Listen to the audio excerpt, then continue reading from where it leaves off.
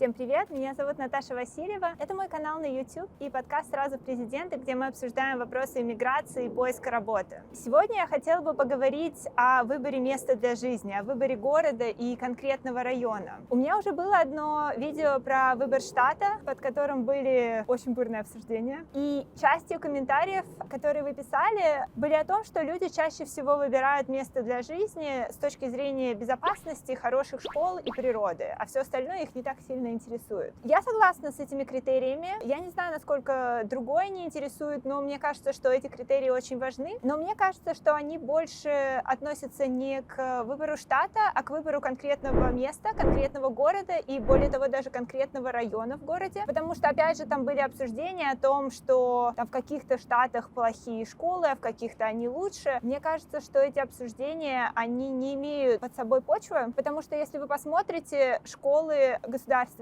школы, это то, на что люди смотрят. Я позже остановлюсь на этом подробнее, но они будут очень сильно отличаться от района к району конкретного города. То есть вы можете в практически любом городе, крупном городе, найти районы с очень хорошими школами и найти районы с очень плохими школами. Поэтому я хотела записать отдельное видео о выборе места для жизни и также о выборе места для покупки недвижимости. Кстати, про покупку недвижимости несколько недель назад я оставляла пост на Ютубе, спрашивая о том, что вам может быть интересно. И вот одна из моих подписчиц там написала, что ей было бы интересно послушать, как мы покупали с Юрой жилье. Я, наверное, сейчас частично расскажу об этом, но больше остановлюсь на каких-то общих моментах, на общих критериях, которые нам кажутся важными. Опять же, как и в прошлом видео про выбор штата, я их проранжировала с точки зрения важности конкретно для нас. А конкретно нашей покупки недвижимости, возможно, мы еще подробнее поговорим с Юрой в рамках сказок для крипов, если вам это будет интересно. Еще один момент, прежде чем начать,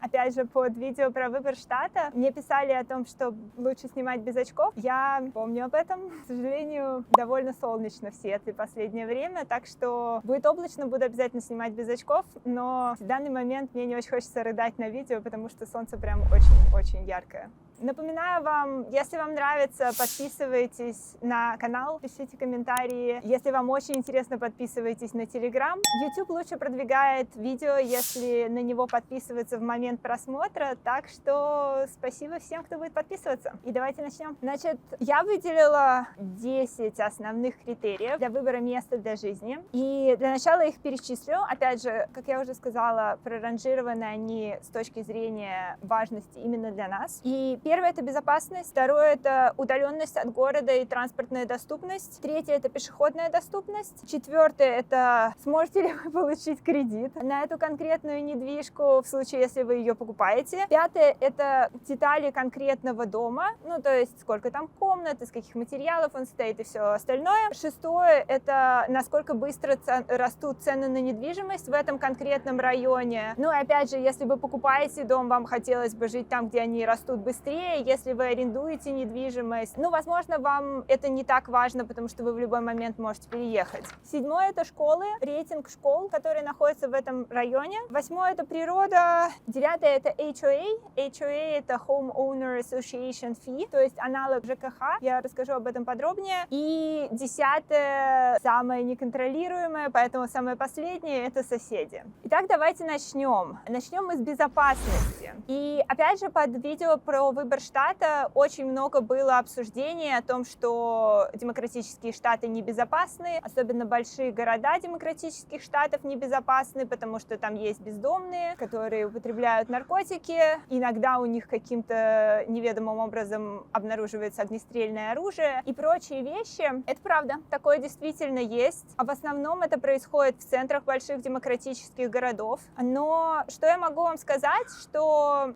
очень легко загуглить, вы можете посмотреть, я прикреплю здесь для Сиэтла. Есть карты, где показывается, насколько опасный или безопасный тот или иной район города. И вы можете увидеть, допустим, что в Сиэтле центр Сиэтла, даунтаун, он темно-фиолетовый, и это означает, что это небезопасный район. Тогда как, допустим, West Seattle, это место, где мы живем, оно довольно светлое, это действительно намного более безопасное место, чем центр города, хотя находится оно, наверное, там в 15-17 минутах езды на машине от центра города. Опять же, были обсуждения насчет республиканских versus демократических штатов, что безопаснее. Опять же, покажу здесь статистику, которая говорит о том, что топ самых опасных штатов — это все-таки республиканские штаты, а демократических штатов больше в топе безопасных штатов. Но, опять же, повторюсь, мне кажется, что обобщать, что тот или иной штат опасный или тот или иной штат безопасный, не имеет особого смысла, потому что будет сильно зависеть от конкретного района. Вы знаете, когда мы приехали в Америку, нас действительно очень удивило, что даже в даунтауне Сиэтла, где по карте вы можете увидеть, что очень опасно, даже в даунтауне Сиэтла вы можете пройти по улице, и вам покажется, что она абсолютно безопасная, там ничего не происходит, там чисто, там нет бездомных, нет криминала, и все хорошо. Вы проходите буквально 1 квартал наверх или 2 квартала наверх, и вы видите огромное количество палаточных городков, вы видите людей, употребляющих наркотики или колющих себе наркотики на улице, в то время как security здание стоит буквально, я не знаю, в 10 шагах от этого бездомного и прям демонстративно не обращает на него внимания, то есть отворачивается в другую сторону. Причем, ладно, security, иногда security стоит вместе с полицейским, и они оба принципиально смотрят в другую сторону, потому что пока этот бездомный не причиняет ущерба окружающим, они не будут вмешиваться. В то же время, действительно, ночами может происходить стрельба и так далее, но то, о чем я говорю, это то, что даже вот одна улица может разделять безопасное и опасное место. Поэтому советую действительно выбирать безопасные районы,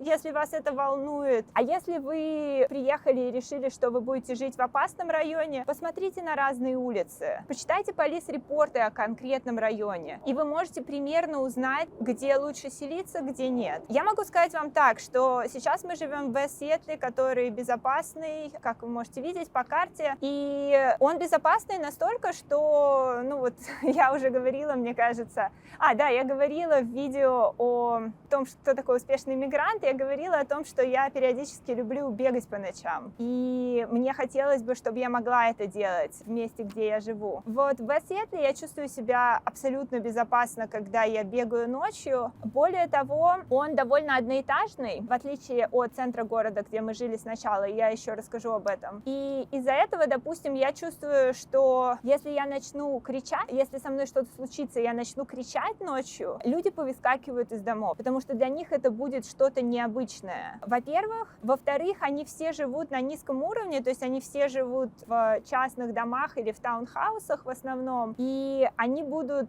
воспринимать там какой-то крик снаружи как, возможно, опасность и их здоровью. Поэтому те, кто проснутся, я думаю, они выйдут и посмотрят хотя бы, что происходит. Тогда как первый год мы с Юрой жили в даунтауне, в самом центре, там, где много бездомных и так далее, и вот там я не чувствовала, что если я закричу, кто-то вообще проснется или подойдет к окну посмотреть, что случилось. Потому что, во-первых, бездомные постоянно кричат, они постоянно кричат что-то непонятное, люди к этому привыкли, во-вторых, люди живут в квартирах, в высоких домах, и их не так сильно волнует, что происходит на улице, потому что в большинстве домов, опять же, есть внизу security, которые так или иначе охраняют их безопасность. И еще напоследок про опасность центров больших демократических городов могу рассказать такую сказку для крипов о том, что дом, в котором мы жили, мы снимали квартиру в даунтауне первый год, когда мы приехали. Мы это делали осознанно. Мы знали, что это криминальный район, мы знали, что это опасный район, но мы хотели жить в центре города, чтобы можно было добираться куда угодно на транспорте или там ходить пешком. Допустим, на работу я ходила пешком первый год. Мы жили в доме, который находился буквально через одну улицу от здания SSA. SSA — это Social Security Administration, администрация социального обеспечения. Это, собственно, орган, который выдает вам номера социального обеспечения SSN. И это огромное правительственное здание, красивое, старинное. И как-то в выходной день, в воскресенье вечером, мы сидели с Юрой дома, когда мы услышали стрельбу. Мы услышали, что прямо рядом с нами, на улице, естественно, происходит стрельба. И мы отошли от окон, естественно, сразу же, потому что это был не первый раз, когда мы слышали стрельбу у нас под окнами, но приблизительно было было видно, что стреляет человек около как раз вот этого здания ССА,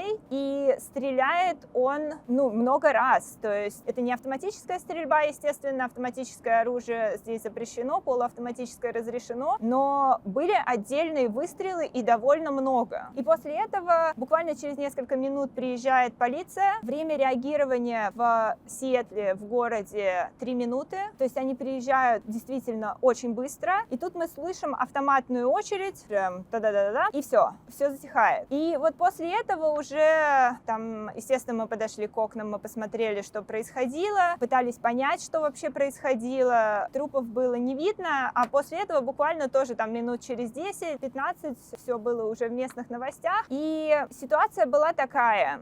Человек на пикапе приехал к зданию ССА. Первое, что он сделал, это он въехал на своей машине в здание, то есть он врезался в здание. Потом он вышел из своей машины, и он начал стрелять по окнам этого здания. И он никого не убил, он разбил несколько окон. И вопрос был, какая у него была цель, зачем он это делал. И потому что в здании ССА в тот момент никого не было. Это был выходной день, вечер воскресенья. И странно было ожидать, что там будет хоть кто-то в этот момент, кроме охраны на первом этаже. А он стрелял в более высокие окна. И да, естественно, приехала полиция, человек активно стреляет в общественном месте. В таком случае полиция его убивает на месте, без разбирательств. Соответственно, да, полиция приехала с автоматическим оружием, и его убили сразу же.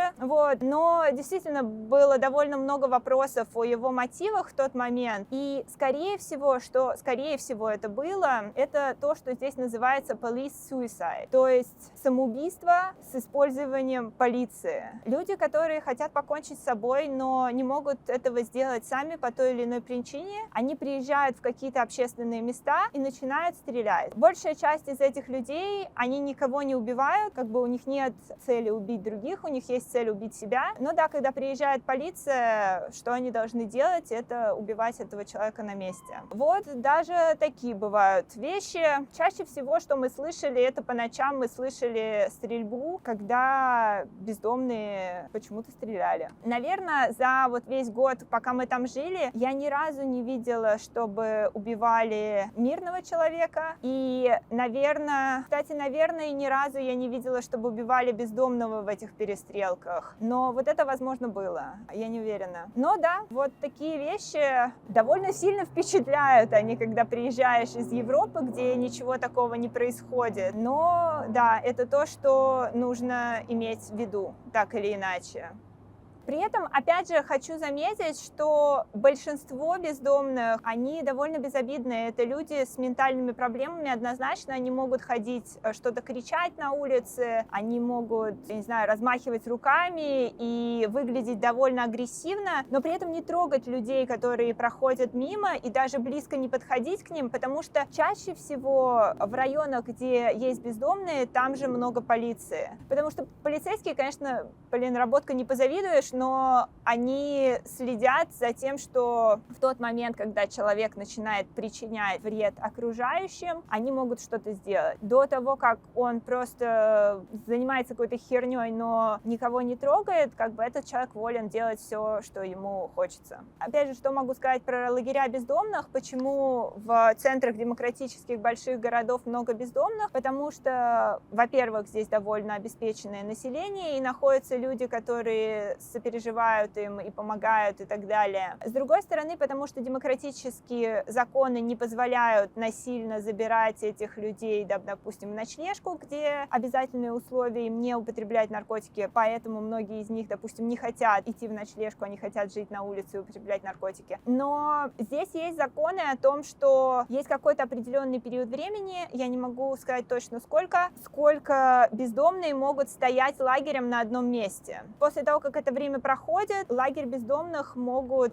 практически насильно выселить из этого места, они должны куда-то перебираться. То есть я помню, что да, нам очень повезло, в кавычках, когда мы сняли свое первое жилье, буквально через день, наверное, следующий день или через 2 дня мы заселялись туда, и когда Юра снимал жилье, он все это время, меня там не было, но Юра мне клянется о том, что лагеря бездомных около дома не было, но за день или 2 он появился, и да, несколько несколько месяцев мы жили, у нас вот прям под окнами был лагерь бездомных. Такое себе удовольствие, конечно. Но при этом, опять же, вот я могу сказать, что постепенно, мне кажется, становится ситуация чуть лучше. Ситуация очень сильно ухудшилась во время ковида, и мы приехали вот в середине 2021 года, как раз в самый разгар ковида. Бездомных было огромное количество. Сейчас, по моим ощущениям, их меньше. Я не могу точно сказать за Сиэтл, но вот буквально на предыдущих выходных мы ездили в Портленд. Портленд, штат Орегон, это соседний штат. И этот город вызвал у меня отвращение с первого раза, как я там побывала. Город очень красивый, очень классный, такой европейской архитектурой, но бездомных там было столько, что находиться там просто не хотелось. А Юра очень любит этот город, потому что там есть другие районы, не центральные, которые действительно очень красивые и так далее. И вот,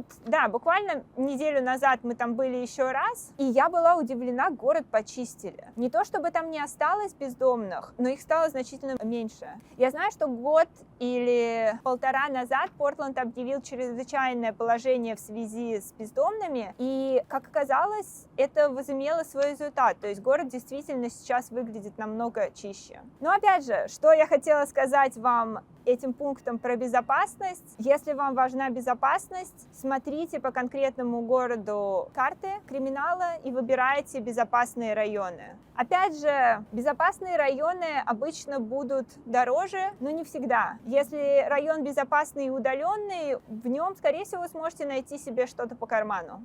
Второй пункт – это удаленность от города и транспортная доступность. Этот параметр вы можете посмотреть на сайте Zillow. Сайт Zillow – это сайт, который показывает жилье, которое выставлено на продажу или на аренду, а также он дает оценку практически любому дому или квартире, который вы можете найти на карте. Скорее всего, у Zillow будет примерная оценка стоимости, и по каждому из этих объектов они будут давать большое количество разных параметров. И вот один из таких параметров — это Transit Score. Он как раз относится к транспортной доступности. В нашем веб-сетле этот Transit Score 48 из 100, то есть половина. И это очень неплохой показатель для Америки, если вы не говорите о центрах городов. Это значит, что, допустим, я могу доехать до своего амазоновского офиса в центре Сиэтла на прямом автобусе. Это действительно большая редкость, потому что если вы берете какие-то чуть более удаленные города, то либо там не будет транспортной доступности вообще,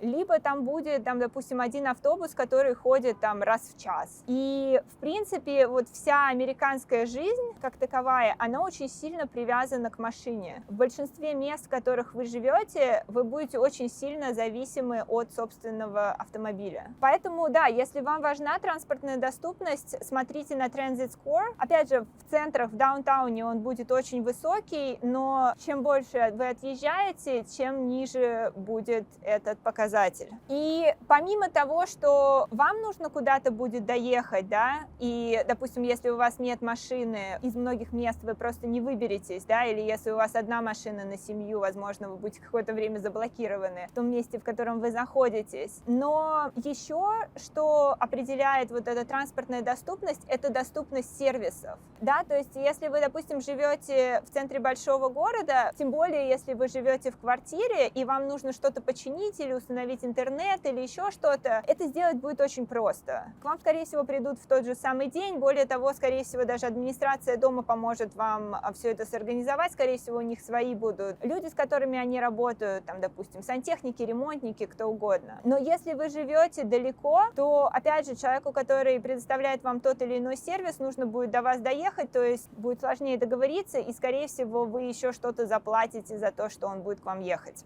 И последнее, что я хотела сказать про транспортную доступность, это удаленность от аэропорта. Я уже говорила об этом в видео про выбор штата. Для меня это важный показатель, потому что мы довольно много куда летаем и путешествуем, и в командировке я летаю. Мне очень хочется жить недалеко от аэропорта. Наверное, еще меня избаловала Литва и Вильнюс, где до аэропорта нам было 5 минут на такси. Я обожала это. Я вставала каждый раз, когда я летела в командировку. Обычно я летела в командировку очень рано утром. Я вставала успевала где-то за 1,5 часа до вылета и успевала на свой рейс. Мне это очень нравилось. Ну вот здесь, допустим, мы живем где-то в 20 минутах езды на такси до аэропорта, что, мне кажется, приемлемо, но часто люди живут там, допустим, в часе, в 1,5 часах езды от аэропорта. И опять же, здесь еще вопрос в том, что вам нужно туда доехать, да, то есть либо вы едете на машине и оставляете свою машину на парковке аэропорта, в том случае, если, допустим, пока вы отсутствуете, никому из ваших членов семьи не понадобится эта машина, либо вы едете на такси, а такси здесь стоит довольно дорого, то есть вот я могу сказать, что мне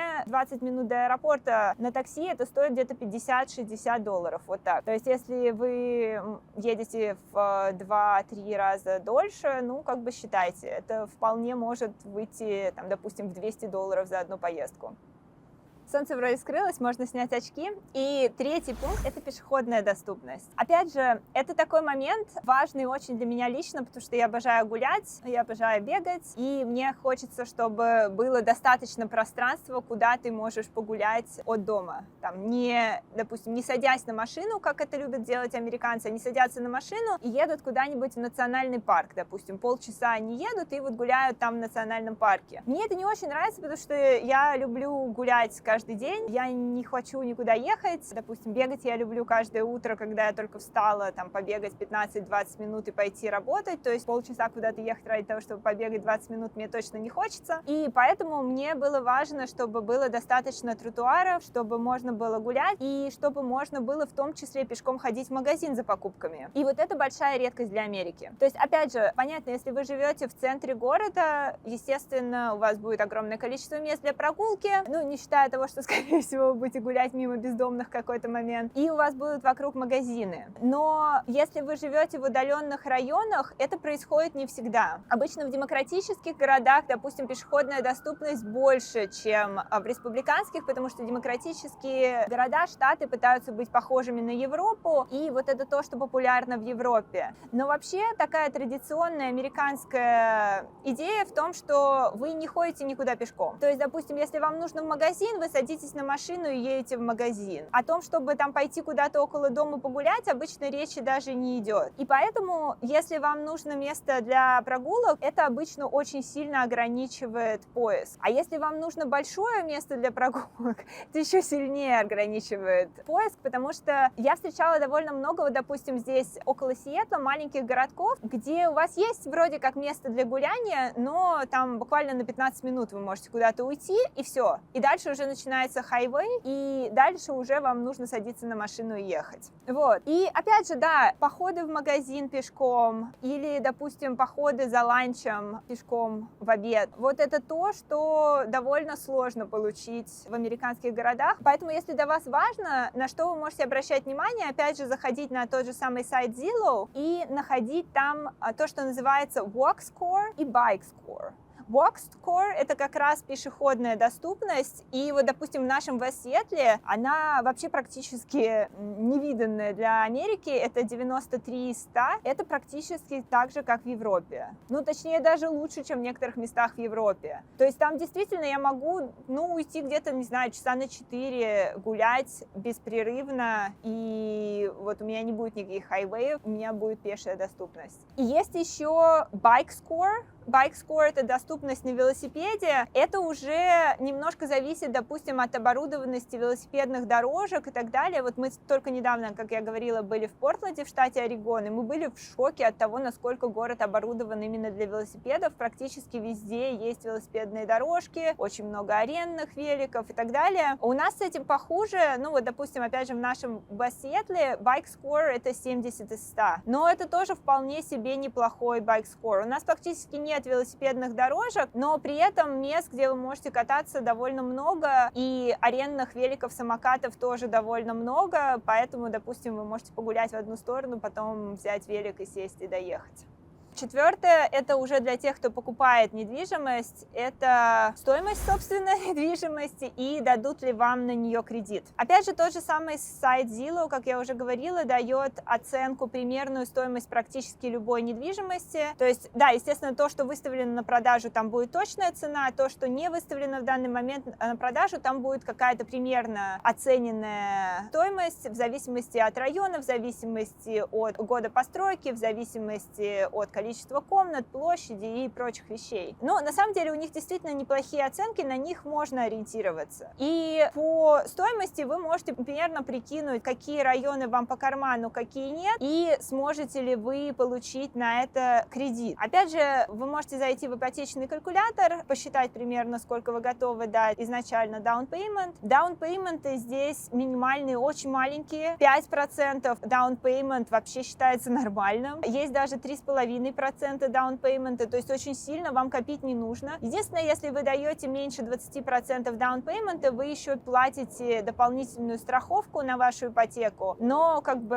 если у вас нет 20%, это все равно для вас шанс купить недвижимость. И ипотечные калькуляторы, когда вы, допустим, записываете, сколько вы даете down payment и сколько у вас будет тело кредита, они вам посчитают все, они вам посчитают и сколько вы будете тело кредита платить, и сколько вы будете процентов платить по разным процентам. Естественно, процент будет сильно варьироваться от процентных ставок, которые сейчас на рынке. Сейчас у нас очень высокие процентные ставки, поэтому дорого покупать. Но плюс к этому он вам посчитает и приблизительно вот эту страховку на ипотеку. Если вы ведете конкретное место, он вам еще и посчитает налог на недвижимость. Кстати, да, вот в Америке есть налоги на недвижимость, и они будут сильно зависеть не только от штата, но и от конкретного города. Вот, допустим, там в Сиэтле у нас около 1% налог на недвижимость. Если вы уезжаете из Сиэтла в другие города подальше, там он будет поменьше чаще всего. Вот, да, во-первых, вам нужно посчитать, насколько вы потянете вообще этот платеж по ипотеке. И что я подразумеваю под тем, что потянете, это платеж по ипотеке должен составлять не больше 40% вашего совокупного дохода. И здесь с этим строго. То есть, если у вас ипотечный платеж в месяц получается больше 40%, вам просто не дадут кредит. Это одна вещь. А вторая вещь — это сколько, в принципе, какую сумму вы берете в кредит. Потому что здесь есть два таких определения. Есть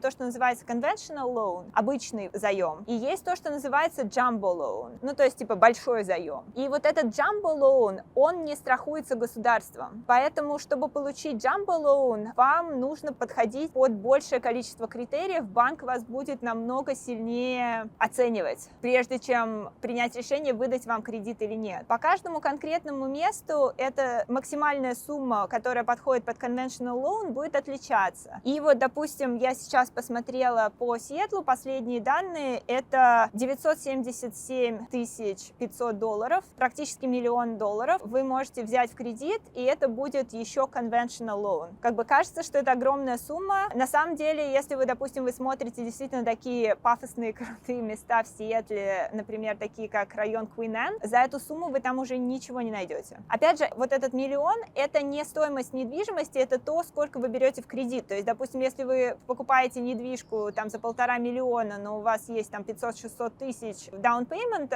то вы можете вполне взять conventional loan. Вот. Но если у вас 5% down payment, вам уже намного сложнее будет получить этот кредит, потому что это будет jumbo loan. Поэтому, да, когда вы понимаете, что, допустим, вы можете заплатить месячный платеж, там он входит в ваши 40% от вашей зарплаты, но если вы новый иммигрант, скорее всего, вам не дадут jumbo loan, и поэтому вам, скорее всего, придется смотреть недвижимость подешевле. И опять же, я говорю, что вот эти conventional loan, они будут очень сильно отличаться в зависимости от средней стоимости недвижимости в месте, в котором вы собираетесь ее покупать. То есть вот этот 1 миллион — это именно в Сиэтле, в других местах это будет абсолютно другая сумма. Вот, и еще что я могу сказать, мы покупали недвижку как совсем новые иммигранты. Мы еще года не жили в Сиэтле, когда мы купили нашу недвижимость, потому что мы хотели сделать это как можно быстрее. У нас были деньги за продажи нашей квартиры в Литве, и мы хотели их как можно быстрее вложить в down payment нашей недвижимости. Это было начало 2022 года, безумно быстро росли процентные ставки, то есть там буквально за месяц процентная ставка могла вырасти там до на 1, а то и 2%, и нас это все пугало, и мы думали, что если мы быстро сейчас не купим недвижимость, возможно, мы ее в принципе не купим несколько лет, потому что вот будет вот этот как раз период высоких процентных ставок, который и наступил. Я не могу сказать, что мы купили прям по очень выгодной процентной ставке, потому что в 2021 году процентная ставка была где-то 2-3%. Мы взяли уже по 4,5%, но это намного лучше, чем сейчас, потому что я слышала, что люди брали под 7 и под 8 вот последнее время. То есть, да, мы хотели купить как можно быстрее, и проблемы там было две. Во-первых, это кредитный рейтинг. Чтобы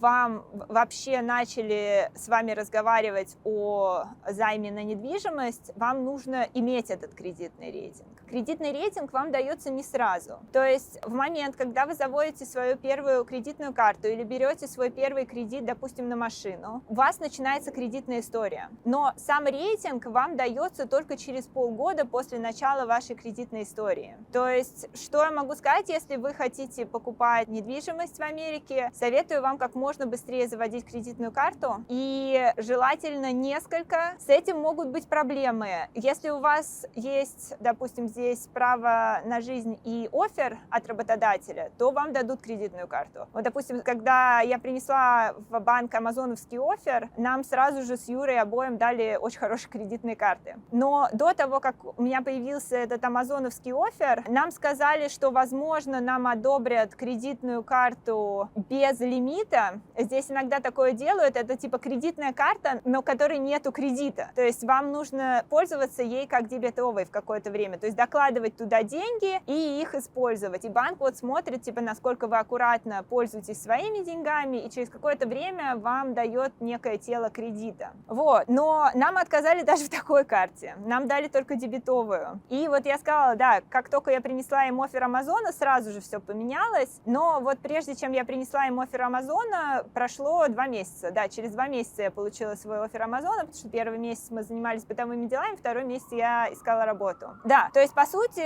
кредитная история у нас пошла вот со 2-го месяца, в который мы были в Америке. Кредитный рейтинг у нас появился только через 8 месяцев, то есть 2 месяца плюс 6 месяцев, которые должна быть кредитная история. И то, что все советуют для людей, которые хотят в будущем брать ипотеку или большие кредиты, это иметь как минимум 3 кредита в кредитной истории. То есть каждая кредитная карта считается как один кредит. Ну и вот что мы делали, мы завели 2 кредитные карты, одну первую от Bank of America, просто потому что нам нужно было хоть какая-то. Вторую мы завели чуть попозже от Амазона, потому что это довольно выгодно. Здесь, допустим, если вы много покупаете в том или ином магазине, они чаще всего вам предлагают кредитные карты от себя и дают какие-то скидки. Ну, допустим, вот амазоновская кредитная карта дает 5% скидки на все покупки, которые вы делаете на сайте Амазона. Поэтому довольно выгодная вещь. Вот. И третий кредит у нас был кредит на машину. То есть мы могли купить машину за кэш, но мы специально этого не делали, потому что мы хотели кредитную историю. И вот каждый из этих кредитов желательно держать как минимум год. Поэтому, опять же, вот, допустим, кредит на машину мы взяли на 5 лет, потому что то, что нам одобрили, мы сразу же предоплатили определенную сумму так, чтобы наш кредит остался вперед на 1 год. И это первое условие, то есть пока что у нас не было вот этого кредитного рейтинга, банки даже не начинали с нами разговаривать. Когда он появился, у банков есть второе условие, ну, не считая того, что вас проверяют работы, если у вас сейчас работа, достаточно ли у вас денег, чтобы покрывать тело кредита. Второе условие — это 2 года опыта работы, минимум. И вот если, допустим, человек живет и работает в Америке, то, скорее всего, у него есть 2 года опыта работы и даже больше. Но так как мы были новыми мигрантами, мы были в стране там 8-9 месяцев, половина из этого 2-летнего опыта работы у нас было в другой стране. И вот когда мы об этом говорили, большинство банков даже не начинали с нами разговаривать. То есть они говорили нет на этот момент. У меня была очень большая надежда на банк, который называется First Tech. Он специально работает с сотрудниками Amazon, Microsoft и других больших тех-компаний и дает по слухам, ну и по документам им более хорошие условия. У меня был плохой опыт с First Tech. Сначала мы пытались через них сделать кредит на машину под хороший процент, и они действительно давали хороший процент тем, кто приезжал, допустим, по визам H1B или L1, ну вот те люди, которых релоцировали компании. Я как бы пришла, у нас была не виза, у нас была грин-карта, и у меня был оффер Амазона, и First Tech на этом мне сказал, что нет, они работают только с людьми, которые по рабочим визам. Я помню, что мы были в ахуе, и я, и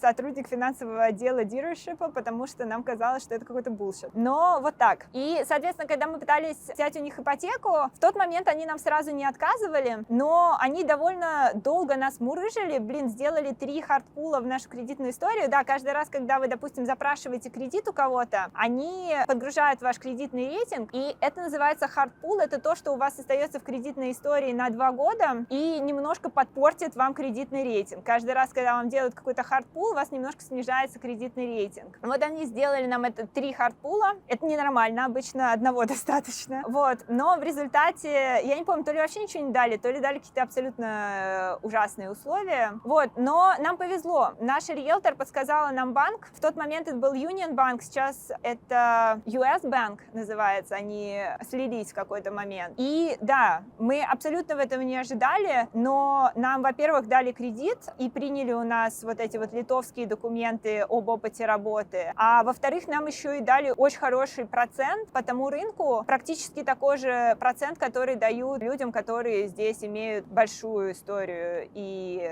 там, уплаты налогов, и работы, и так далее. То есть я была в шоке, потому что до этого у нас только один банк одобрил нам кредит и с процентной ставкой на 1,5% выше. И то это как бы было такое предодобрение, которое не могли забрать в любой момент. В общем, да, я думаю, что нам очень повезло, но могу вам сказать, если вы хотите в первый год купить недвижимость, это будет очень сложно, но это возможно. Вот. Пожив 2 года, вы уже имеете и кредитный рейтинг, скорее всего, неплохой, и опыт работы, так что, да, через 2 года намного меньше проблем, если вы покупаете недвижку с точки зрения получения кредита. 5-й аспект — это детали конкретного дома или конкретной квартиры, которую вы выбираете. Опять же, возможно, это не так принципиально, когда вы арендуете, более принципиально, когда вы покупаете. Ну, здесь я, наверное, много не буду говорить, потому что для каждого человека важно разное. Скажу, что у нас, вот, допустим, с Юрой довольно такие специфические запросы периодически, потому что Юре нужна отдельная комната для звукозаписи. Вот, то есть для офиса и для звукозаписи идеально. Вот сейчас он уже мечтает вообще о подвале, в котором он полностью сделает звукозаписывающую студию, но в нашем доме подвала нету. Вот. Мне, допустим, важно тоже, чтобы у меня был офис и место для занятия спортом и прочее. Что я могу сказать вот такого интересного, что мы не знали до этого? Во-первых, дома. В Америке большинство людей все-таки живет в домах, а не в квартирах или в таунхаусах. И эти дома сделаны из дерева. И все это выглядит, ну, так, типа, не очень надежно. Видно, что это дерево подгнивает. Нужно постоянно, ну, что-то делать, чтобы там плесень не выросла или еще что-то. И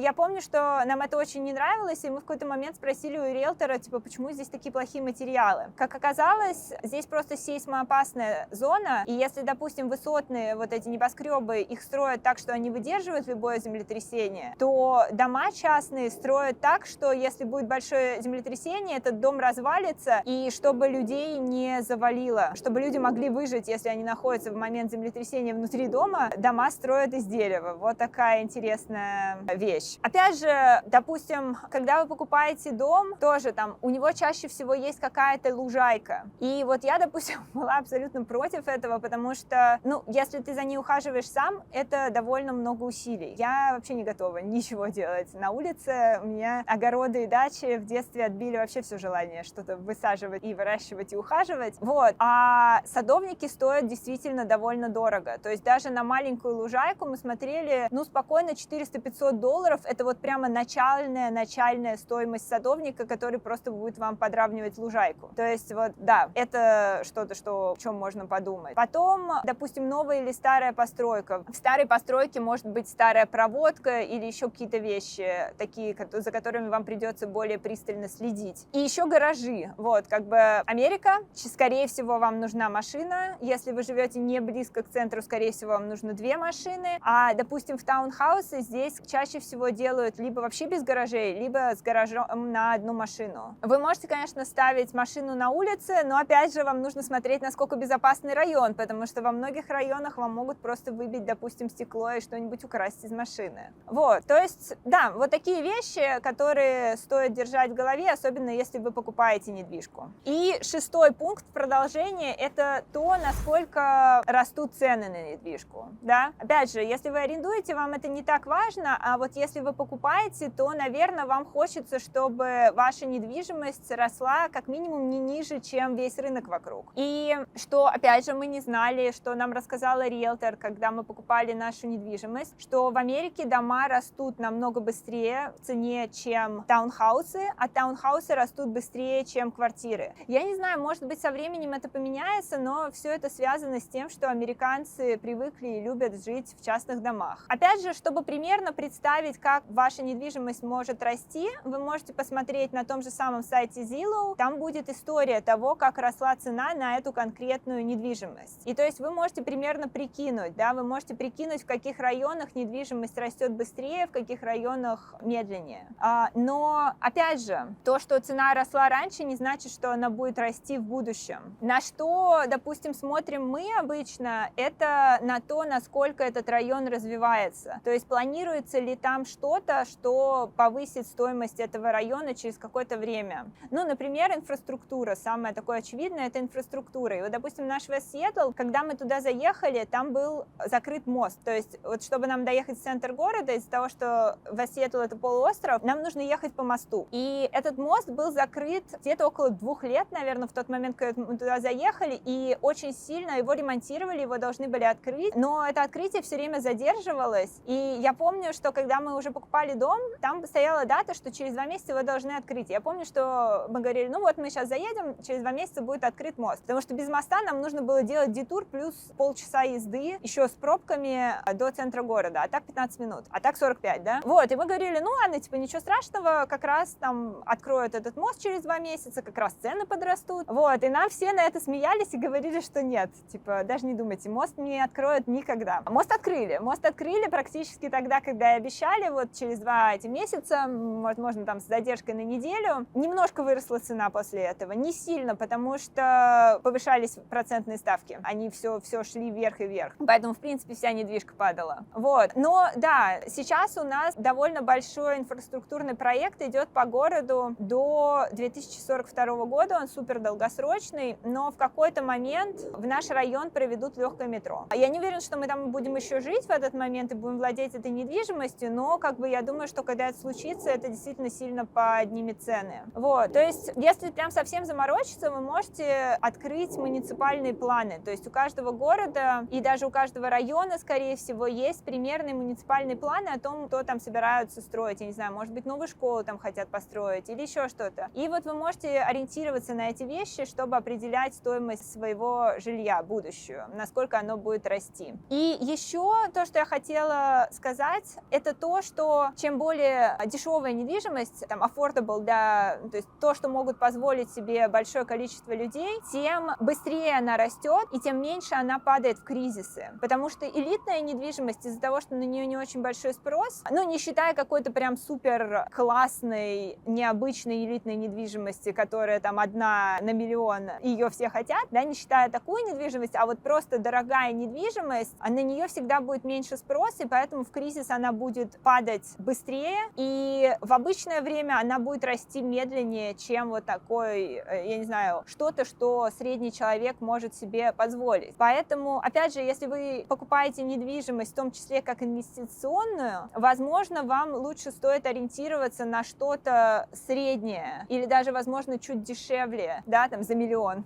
Это дешевая недвижимость у нас считается, ну, такая affordable, да. Лучше, чем купить, допустим, за тот же 1 миллион в каком-то маленьком республиканском городке, где там средняя цена будет 300-400 тысяч, да. Вот там, где за 1 миллион недвижимость это дешевая, она вырастет быстрее, чем там, где за 1 миллион она очень дорогая. 7-й пункт. 7-й пункт это школы. И как бы с одной стороны, типа, у нас нет детей, зачем нам вообще смотреть на школы? Но школа это то, что влияет на стоимость недвижимости в том числе. И, допустим, там, опять же, если вы покупаете недвижимость там, с целью там, не жить, но в какой-то момент ее продать или сдавать, то районы, где хорошие школы, а хорошие считаются с рейтингами от 7 из 10, и это, опять же, вы можете посмотреть рейтинг школ на том же Zillow. Такие районы будут более привлекательными, потому что понятно там, что любой человек хочет отдать своего ребенка, если у него есть дети, в хорошую школу. И, допустим, если человек отдает в государственную школу ребенка, это бесплатно, но чаще всего люди могут отдать только в ту школу, которая принадлежит к тому району, в котором человек живет. И вот если в этом районе хорошие школы, то да, ребенок может бесплатно учиться в хорошей школе. Если в этом районе плохие школы, то тогда человеку, который хочет отдать своего ребенка в хорошую школу, придется платить за частную школу. И, во-первых, его куда-то возить, скорее всего, в частную школу. Во-вторых, платить за частную школу. То есть частные школы, ну, насколько я знаю, начинаются примерно от 2000 в месяц. Хорошие частные школы начинаются от $2000 в месяц за одного ребенка. Дорогие частные школы могут быть значительно дороже. И еще один аспект частных школ, который, если честно, с ума сводит конкретно нас, это то, что очень большое количество частных школ, они религиозные. И вот, допустим, для нас это принципиальный момент. Там, допустим, в данный момент у нас нет детей, но когда они будут, я не хочу, я прям принципиально не хочу, чтобы мой ребенок ходил в религиозную школу. И тогда уже остается не такой выбор большой частных школ. То есть государственные школы никогда не будут религиозными. Мне кажется, никогда. Надо проверить. Но, типа, большая часть государственных школ точно не будет религиозными. А вот с частными школами нужно хорошо поискать, чтобы найти нерелигиозную. 8-й аспект — это природа. И да, природа как бы на любителя. То есть то, что вам нравится, опять же, там, хочется ли вам жить рядом с национальным парком, или хочется ли вам жить рядом с озером, или вам, наоборот, нравятся городские пейзажи, и вам хочется жить среди небоскребов, или там вам хочется иметь какой-то вид, или вам хочется, я не знаю, иметь в пешей доступности какую-то зону для прогулок. У нас, допустим, в Сиэтле есть довольно классный пляж, который прям очень напоминает Калифорнию. Такая, называется Алкай-Бич.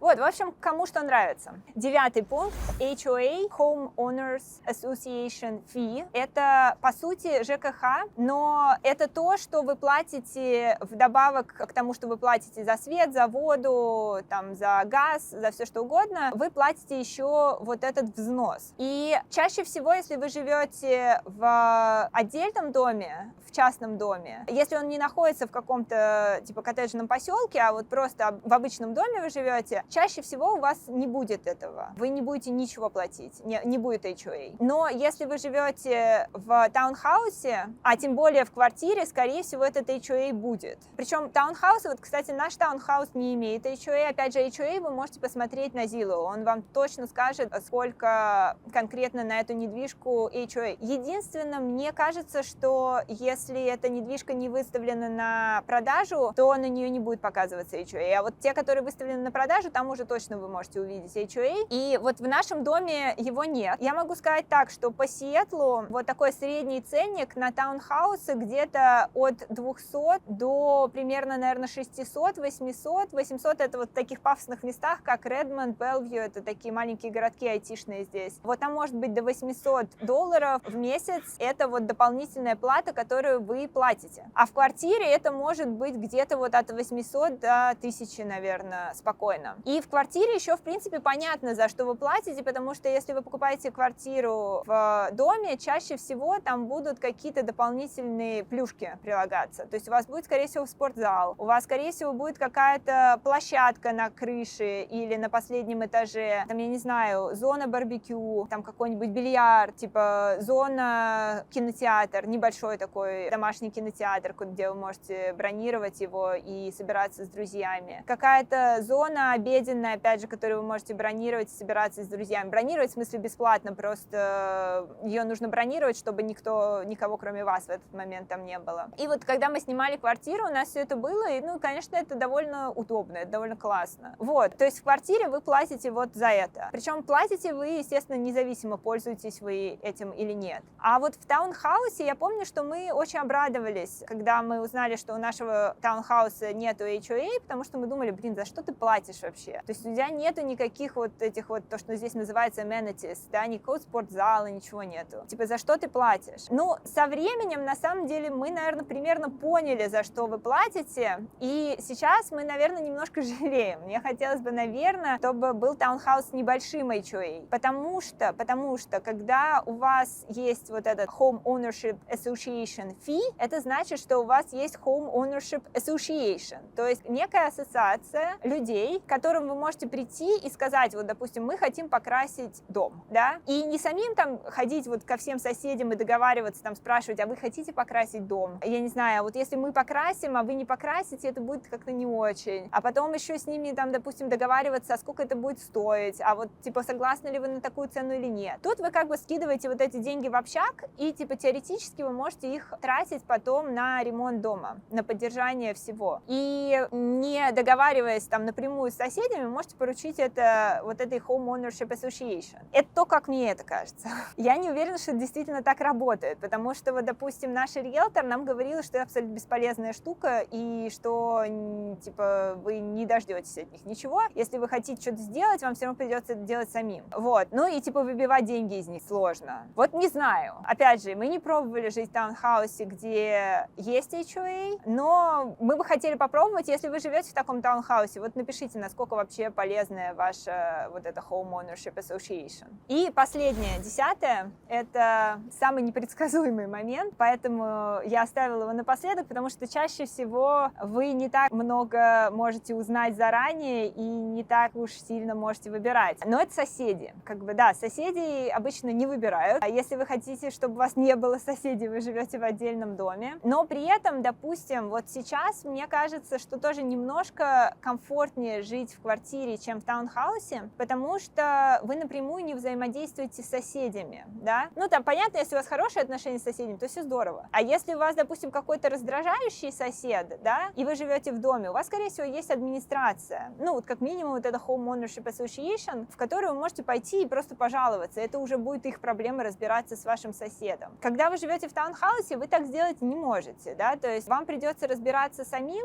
Ну и понятно, что если там ваш сосед делает какую-то вообще несусветную дичь, вы вызываете полицию, да, если там происходит что-то криминальное. Но когда эта ситуация на грани, непонятно. Чаще всего вам приходится решать эту ситуацию самим. И вот напоследок, да, хотела рассказать еще одну сказку для крипов про наших прекрасных соседей. Мы живем в таунхаусе, и у нас 8 таунхаусов, то есть вот 4 дома в ряд, и напротив еще 4 дома. И они как бы вот все вместе одной постройки, таунхаусы. И вот в наших этих 4-х домах живет белая женщина. Она, ну, такая боевая, одинокая женщина с собакой, которая владеет оружием, постоянно ездит на стрельбу и такая, ну, как бы такая сбитая, сильная, независимая леди. И такая немножко конфликтная. Напротив нее жила азиатка, которая снимала квартиру, в смысле, снимала таунхаус этот. И она была единственным съемщиком среди вот всех наших соседей, то есть все остальные 7 таунхаусов — это люди, которые владеют недвижимостью. И вот как-то раз случилась история, значит, что вот эта белая женщина приехала домой на машине и,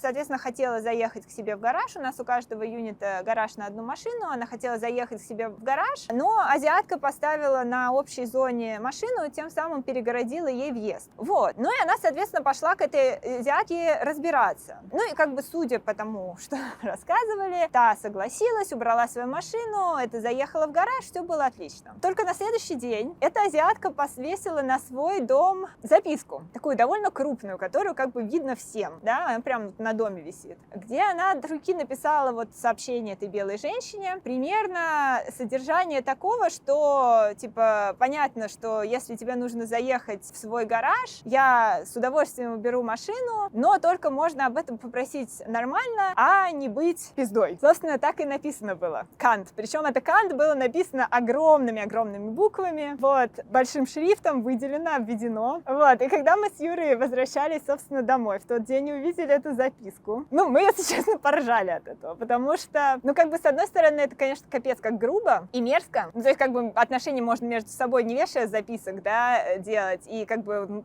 по сути, она опозорила ее на весь вот этот вот наш небольшой соседский круг, да, но, как бы, с другой стороны, было довольно забавно, потому что она действительно довольно конфликтная женщина. Ну, и мы что-то поржали над этим, и, ну, думаем, окей, whatever. Значит, в ответ на это белая женщина поставила камеру. Точнее, нет, она поставила камеру не в ответ на записку, она поставила камеру в ответ на то, что та ставила свою машину. То есть она поставила камеру, которая смотрит вот на это место между гаражами, чтобы, соответственно, видеть, стоит там ее машина азиатки или нет. В ответ на это азиатка подумала, что камеру она поставила из-за этой записки, камеры и решила, что это эскалация, и поставила свою камеру. Но поставила она эту камеру не на пространстве между домами, да, не там, где заезд в гараж, а вот прямо в окно вот этой белой женщине. И после этого, ну, как бы мы этого ничего не знали, то есть камеры они ставили сами, и, в принципе, камеры здесь ставить законно, то есть они имеют на это право, да, то есть, как бы, вот когда азиатка уже поставила ей прям в окно камеру, это, как бы, неприятно, но это законно, как мы потом, собственно, выяснили. Но, значит, вот как раз проходит пару дней, я возвращаюсь домой, встречаю около дома, вот, собственно, эту белую женщину, которая меня подзывает, я говорю, да, что случилось? Она мне, значит, начинает рассказывать про вот весь этот конфликт, вот про то, что, значит, та повесила эти записки. Я стою, думаю, блин, к тому времени уже было 3 записки, повесила еще записок. А дальше мне начинает рассказывать про эти записки, я пытаюсь не смеяться, потому что мне реально смешно, пытаюсь ей сочувствовать. Значит, потом она говорит, вот она поставила эту камеру, говорит, вот когда она поставила камеру, она смотрит мне прямо в окно, мне уже, типа, некомфортно. Ну, я, как бы, я понимаю ее, да, мне тоже было бы некомфортно, если бы кто-то, блин, вставил камеру мне в окно, да, я говорю, ну, да, понимаю, типа, хреново. Она такая, вот это нелегально. Я говорю, а ты уверена, что это нелегально? Как бы, я не знаю, легально это или нет. Ну, типа, камера у нее стоит на ее property, да, то есть, ну, как бы, надо вообще, наверное, законы почитать, чтобы понять, легально это или нет. И там мне говорит, нет, мне пофиг, вообще, мне это, значит, некомфортно, мне это плохо, у меня есть дома оружие, я начну его носить, типа, с собой, потому что мне